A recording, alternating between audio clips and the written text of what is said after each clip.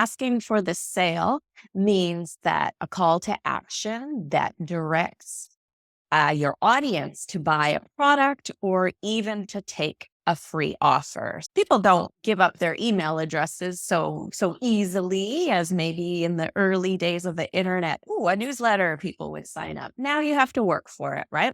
They are paying with access to their inbox. So we will call that asking for the sale as well. So it could be a purchase or to take a free offer.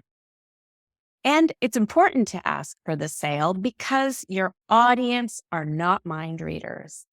If you don't tell them about your offer, they're not going to know. Do not assume. Do not assume they're so enthralled with you that they're going to be hunting around your website, or if it's on social media, that they're going to go and find your website. They're not going to do this stuff. They're distracted. They're looking for an answer to their problem or maybe a little bit of entertainment as they flip through and they see your reel or whatever it is, and then they move on to the next thing.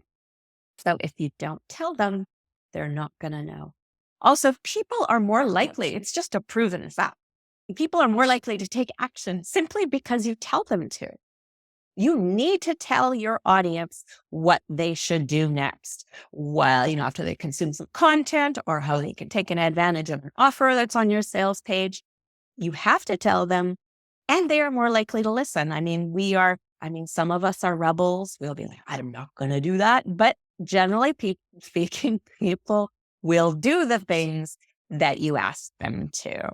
Now, that doesn't mean you're going to get the sale all the time, but it's certainly going to increase the chances. And then add to that, people are more likely to take action when you tell them to repeatedly, right? So in the case of a sales page, it's probably going to happen more than once in all your emails that you send them.